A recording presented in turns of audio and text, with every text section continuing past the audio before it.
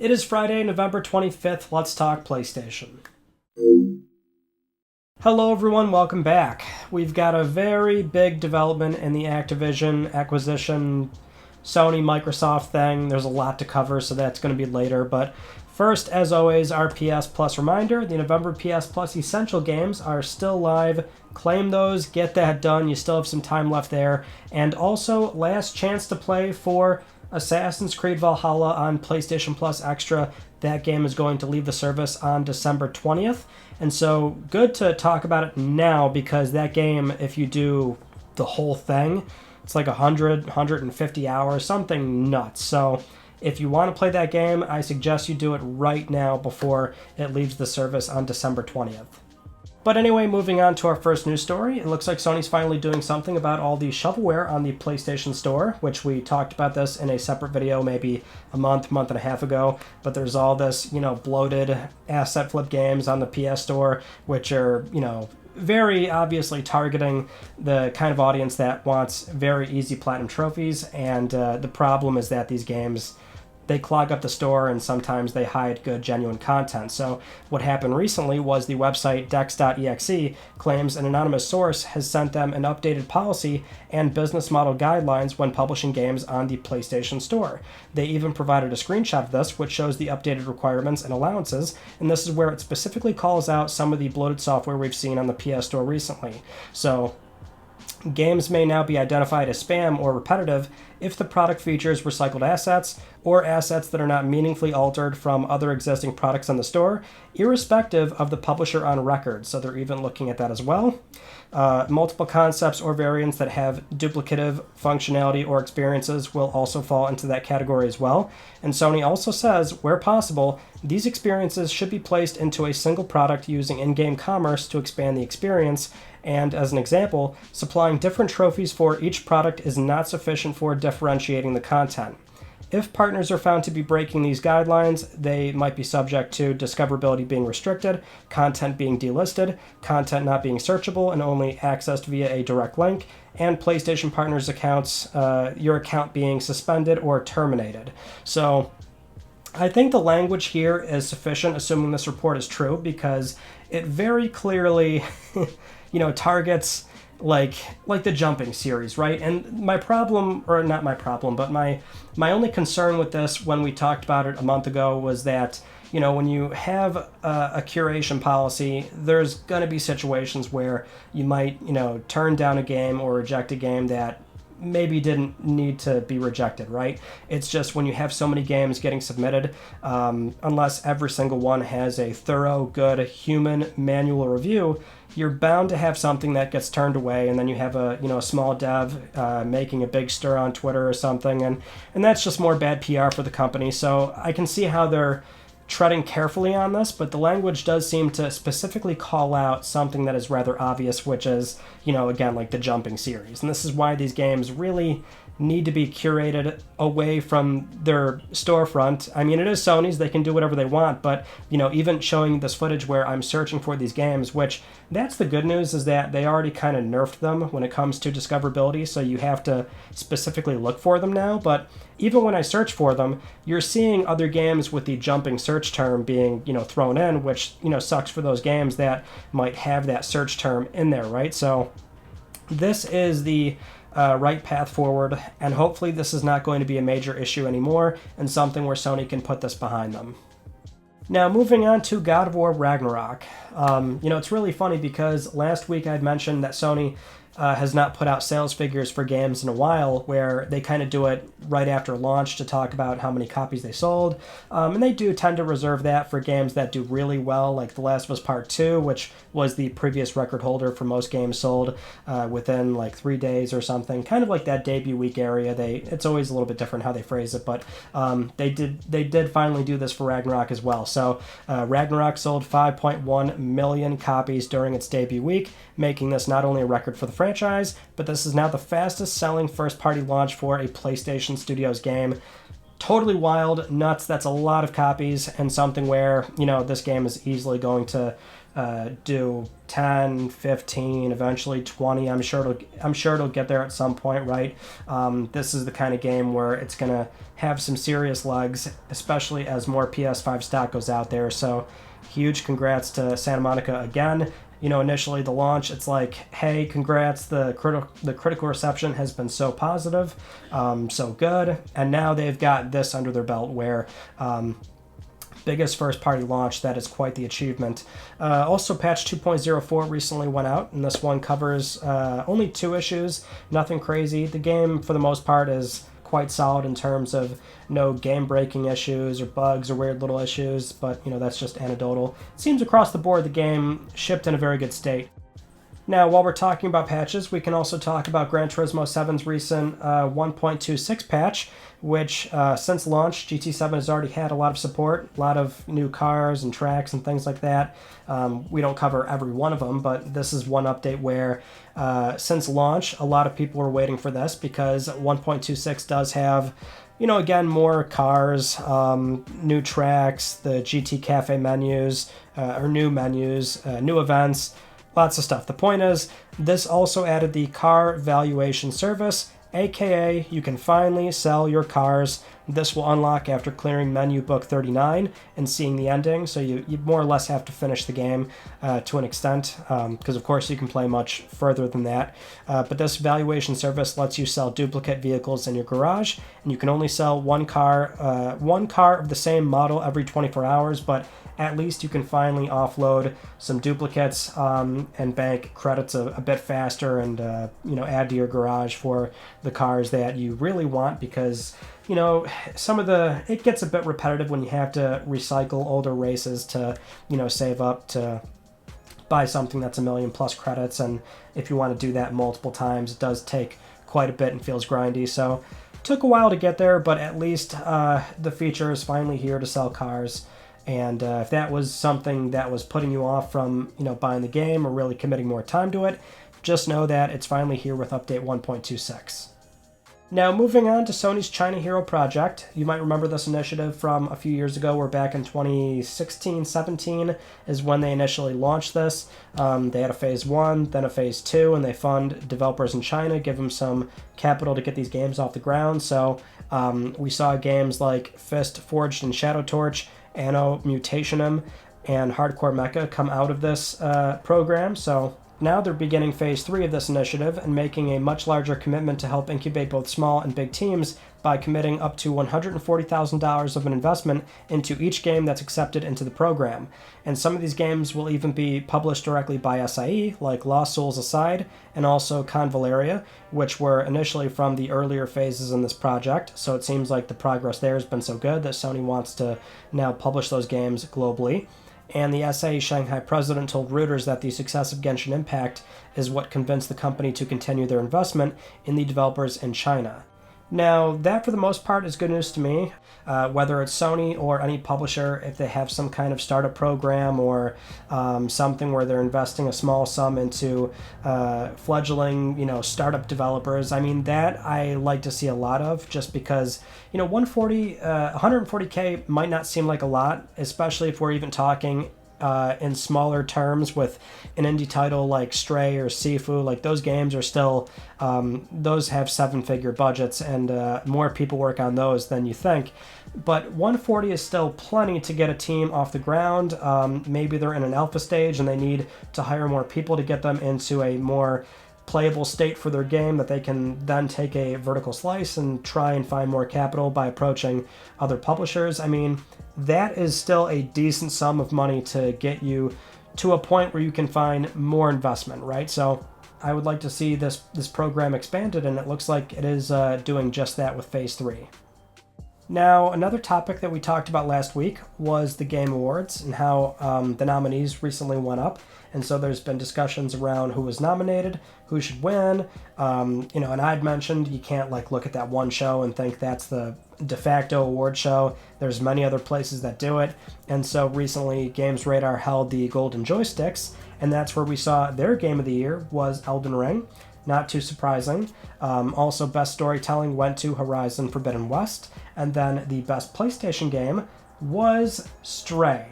Oh yeah, so Not quite an overall game of the year, but something where, you know, I see again where people are coming from. It's like that wins. You think, how did that beat out Ragnarok or Elden Ring or many other games that people feel should be in place of Stray?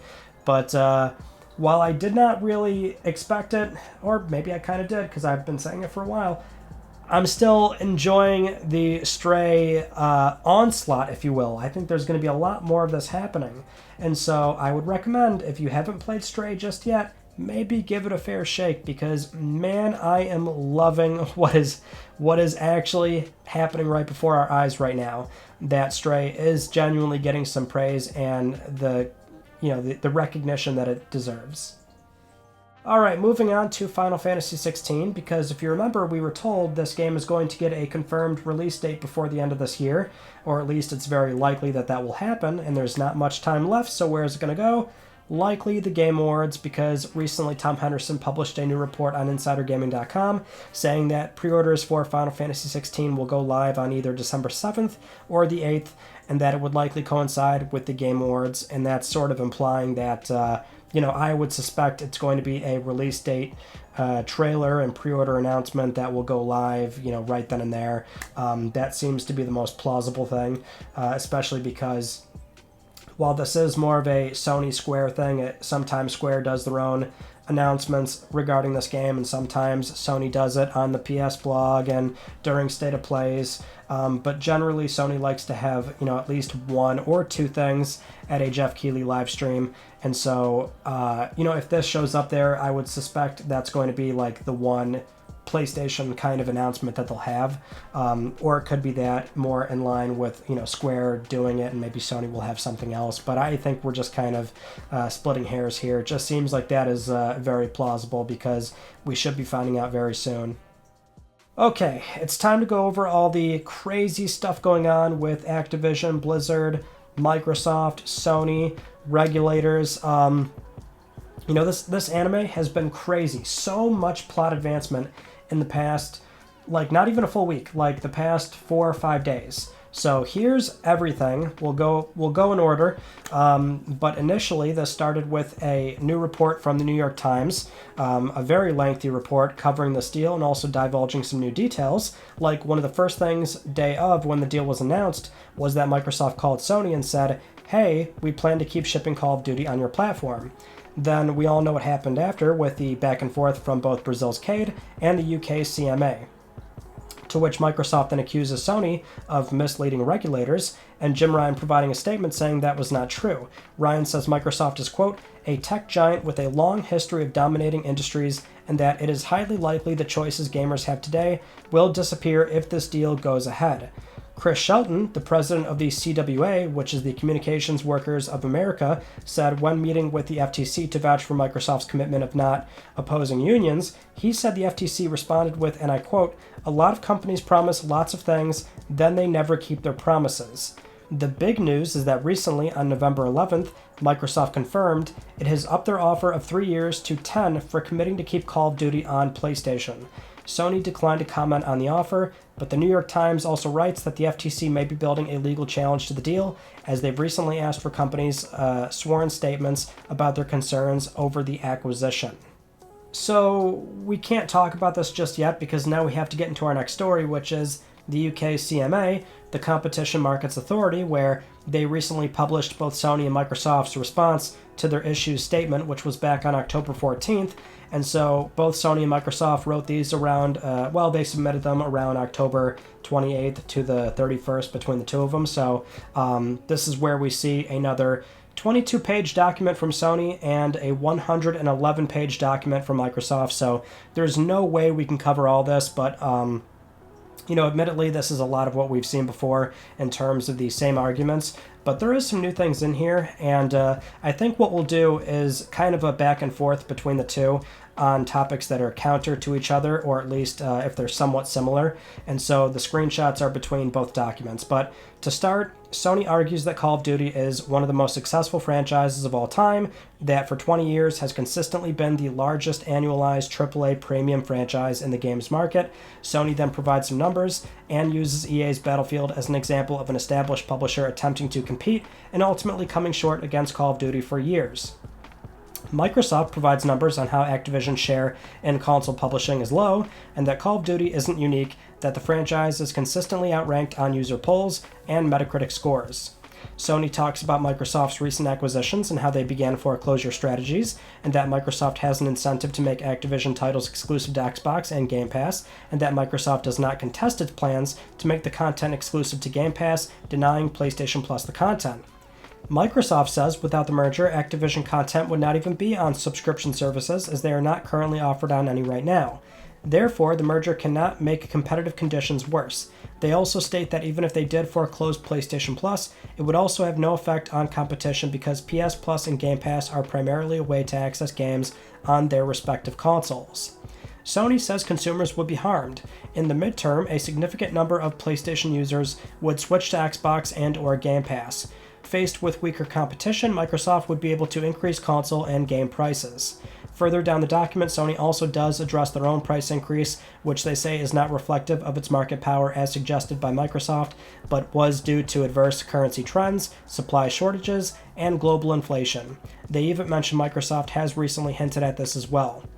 Microsoft says making Activision content available on Game Pass is an example of its pro-competitive nature, that this looks after consumer welfare because the content consumers access through subscription services lowers the average price of individual games. Without the merger, consumers would have to purchase the game at full price.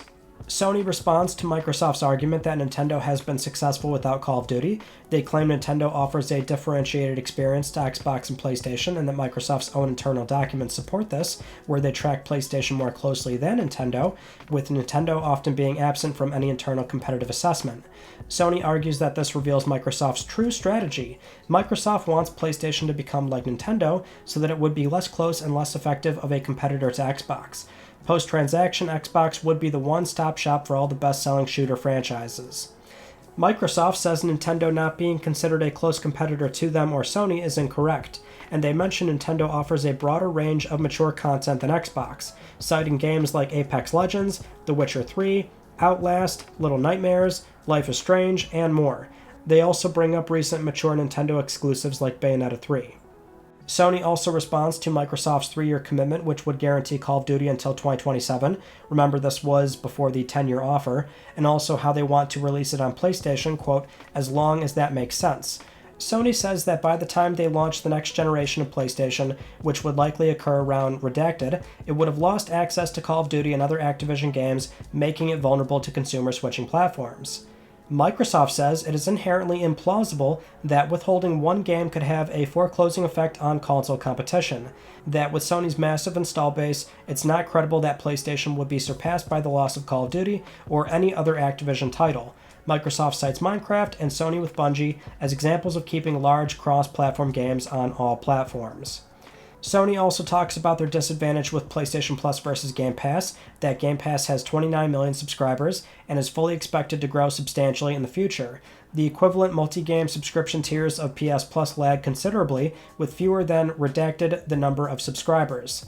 Microsoft says Game Pass has no market power, that it accounts for 5% of digital distribution of gaming content globally, and PlayStation Plus is larger than Game Pass in terms of subscribers and revenue.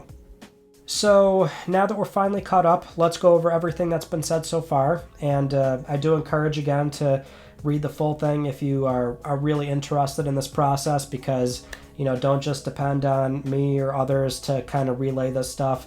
There's a lot more in there that we can't cover, but at the very least we can say holistically that it's more of the same, just in that Sony's really exaggerating certain arguments, and that's the big complaint that Sony's been seeing throughout this entire process, is that they're the market leader, and so some of the arguments they're making look silly given that they are the market leader.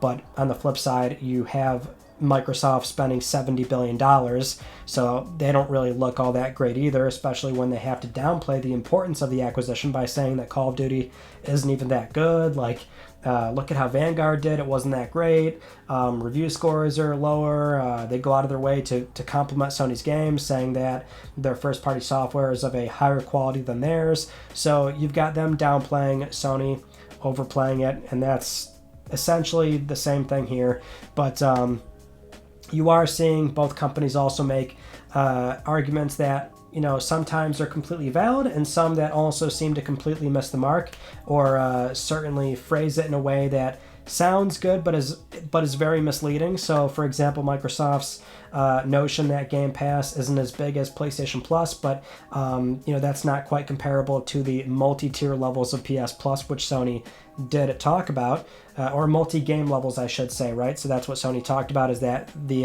the subscriber number there was redacted. If you remember, PS Now members were grandfathered into PS Plus Premium, so that technically is the closest equivalent to Game Pass, either PS Plus Extra or Premium. The last PS Now number we had was, what was it, 3 million, somewhere around there. It wasn't that big, mind you. It was growing, but that was prior to the PS Plus relaunch. We know there's at least a few million in the upper tier, especially from that last financial report, but it's nowhere near 29 million. But Microsoft says, hey, look, they have nearly 50 million and they make more money, but that's kind of a misleading way to put it, of course, right? Because they're not really comparing it in a fair way. Looking at Sony, they also say that they've got data internally that suggests that if every single Call of Duty player left PlayStation for Xbox or someplace else, that then they would have a smaller user base, which I'm sure is true, but that's such an exaggerated way to put it, right? Like, that's how you have to say it.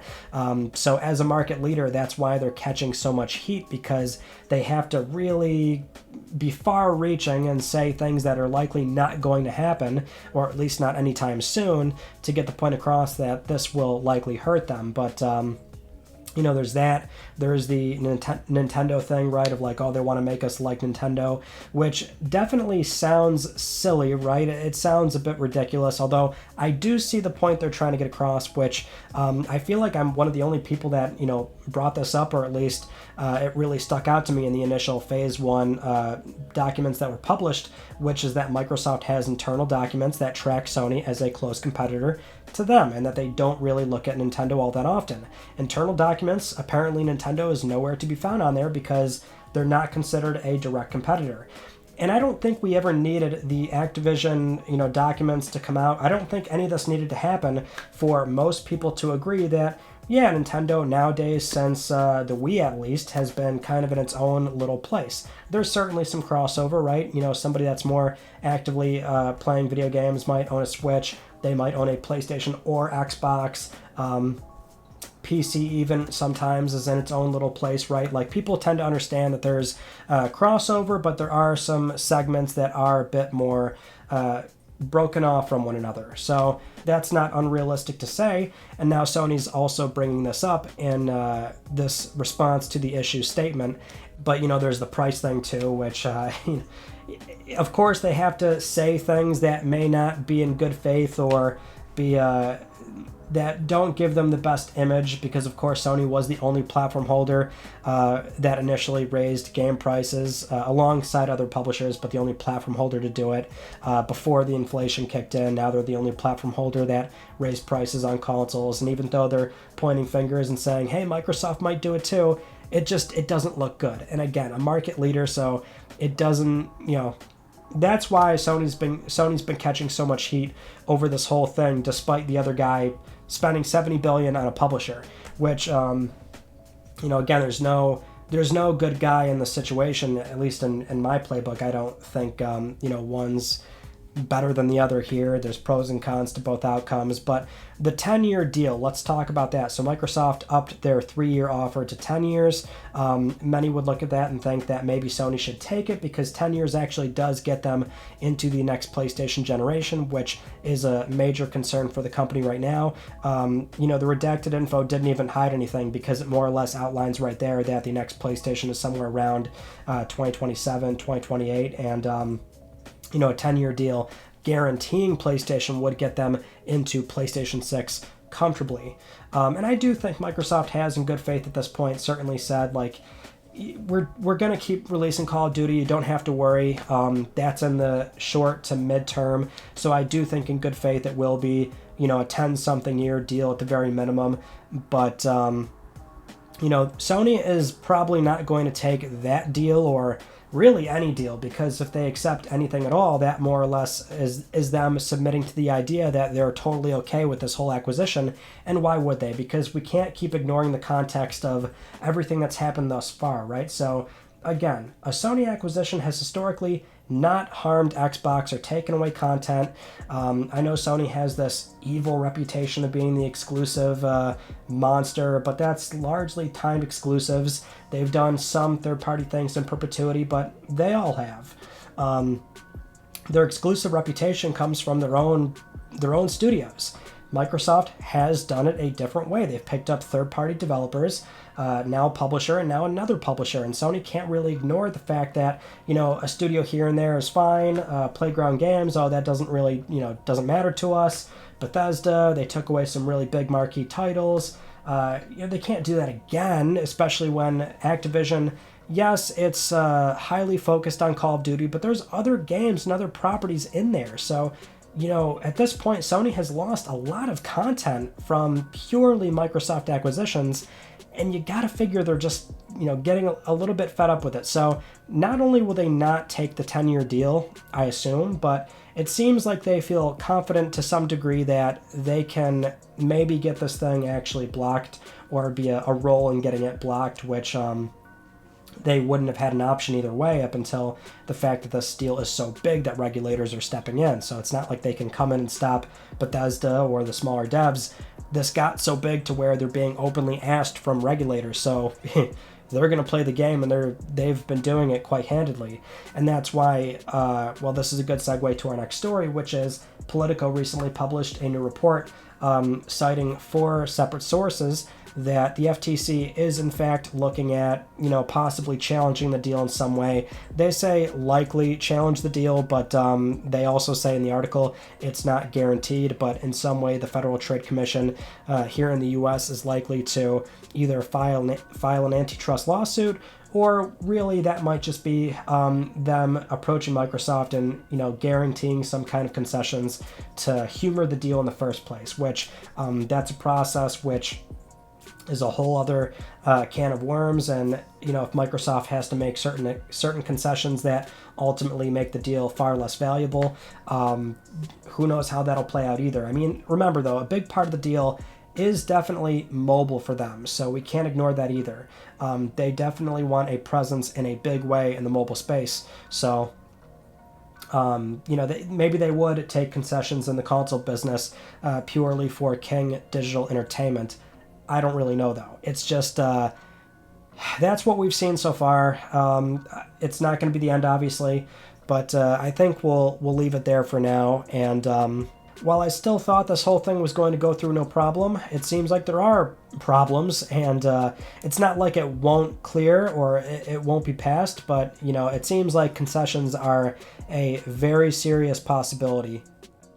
Next up, you may have possibly seen or heard about this already based on the wild headline here, which is that Sony wants to, or at least it's possible they might put a PS5 in a car. And so the background there is that Sony and Honda have teamed up to form a brand new company called Sony Honda Mobility Incorporated, and they plan on releasing a new electric vehicle and have at least one new model out in North America by 2025. Sony's role in this, as recently said by President Izumi Kawanishi to the Financial Times, is to provide content, services, and entertainment technologies that move people. Quote, "We are adopting these assets to mobility, and this is our strength against Tesla." They even went as far to say that adding a PS5 to vehicles is, quote, technologically possible. Which, yeah, it's not impossible, I would figure. Although I will say it seems like it would be a big challenge to actually do it in the first place, where, cabin space in a car is very limited. So you can't just stick a stock console in there. That would look silly. There's nowhere to put it. So that means you're getting into the territory of trying to fit the motherboard in there, or doing some kind of bespoke PS5 hardware, which requires R&D and investment for however many cars you're planning on selling, and if it even makes sense to manufacture this proprietary motherboard that's only meant for cars. Maybe the PS5 SoC is meant to power the whole infotainment screen. I mean, I don't really know the logistics of how they would even go about doing that, but it seems like it wouldn't be nearly as easy as as one would think, especially because it sounds like they aren't actually intending to do that. It sounds like they're just saying, yeah, we could do it, but it's kind of weird. Like, okay, for a second, let's say this is Let's Talk Cars. You don't buy a car for content, or at least not nowadays. Sony, like most manufacturers right now, are thinking about this, self-driving future where instead of focusing on the road and driving, you're focusing on being entertained for your drive. And so I understand where Sony and Honda are coming from when it comes to possibly making a solid, good infotainment screen that actually isn't, let's face it, garbage, because most cars have a terrible user experience with slow screens and dumb UI controls and things like that, right? And so Tesla's the only one that seems to do it very well. So I think that's why they're kind of calling out Tesla here. But they plan to have this thing out by 2025, and I can guarantee you by 2025, buyers are not really looking at the content the car comes with. They're looking at range, reliability, and also this is kind of a new initiative from Sony and Honda. So while Honda is established, Sony isn't. So as a car person myself, I really interested in seeing where this goes.